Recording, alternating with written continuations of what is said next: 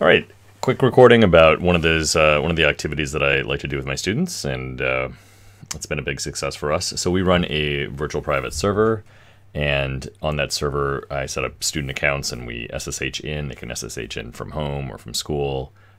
They just use the SSH application in Chrome, and it works great.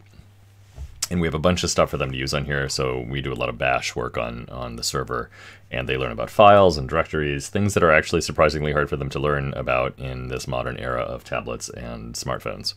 So one of the cool things, so we do, we'll do things like we'll do tree, and we'll look around, and we'll make our little websites, and we'll play interactive fiction, and we'll figure out how to do, Cowsay, and pipe it through things like lolcat and make colorful cows, and they love that kind of stuff. So one of the neat things that we get to do is look at the log files on the server.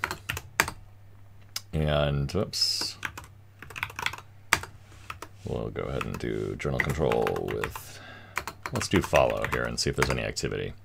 And yep, sure enough. So you can see we're basically, I'm not running any sort of SSH jail right now. I turned that off, and I turned that off intentionally so that we can see these poor souls out there on the internet trying to log into our server via SSH.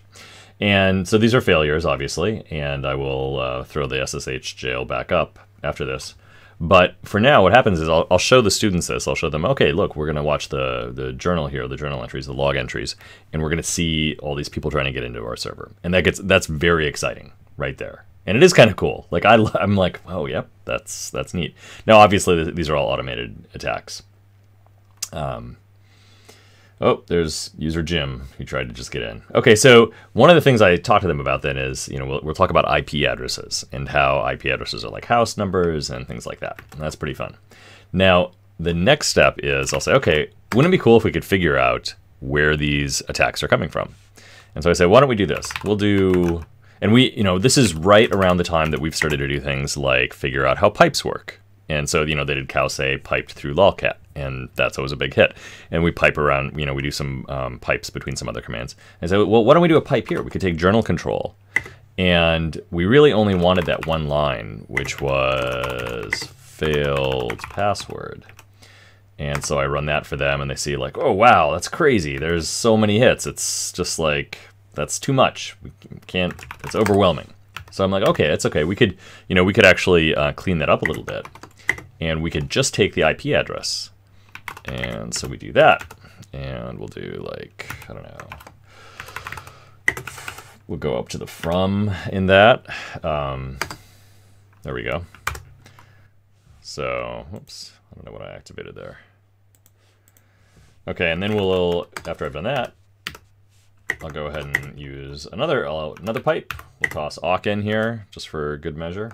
I could do all this in sed too, but I like to toss in multiple variations, different types of commands for them to see that there's a lot of different Unix commands they can use for these things. And I'll say, oh, and this will take our first word. And then what I'll do is I'll take all this and I will wrap it up in, let's do for IP address in that.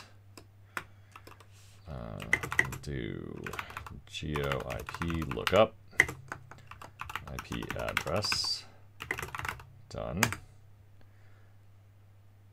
And then it'll spit out all of the different cities for us, all the different countries and cities. And so then I keep refining this, and eventually, of course, what I'll do is, let's see here, I should cancel this. Yep, there we go. So I'll say, okay, we only want the city line, right? So we'll do through grep city. And then that'll spit out just the cities. And those will be essentially our unique entries. And then we do things like we'll do grep, I don't know, let's figure out, for instance, how many of them are coming from Washington. So we'll search for wa, comma, and we'll pipe that through a word count for lines. And then this does its little business here. Really what I should do is cache the output. But it's fun, this is just a quick demonstration for them. And we're usually, the girls will ask for different countries and they'll ask for different cities. And here it comes 43 hits off Washington State. So that's a fun little demo. It's always a big hit. It's super, it's one of these things that we can kind of build up, and I went through it pretty quickly here, but you can build it up and explain to the students kind of bit by bit and piece by piece, like, well, what could we do? We could take the first word out of the results. We could search for just the IP address. And they see that it's achievable, and they see that it's something that they understand. More importantly, they understand what each little Lego block of that command line does, what that chain of pipes does. So I thought that was interesting. I like this demo a lot with the girls at my school at LDub, and it only takes a couple of minutes. It gets them excited, makes them realize they're in a real web server, and it opens up a whole lot of other issues for them to discuss and talk about in terms of computing and networking. Thanks a lot. Again, this is Ethan Schoonover. Talk to me on Twitter at Ethan Schoonover.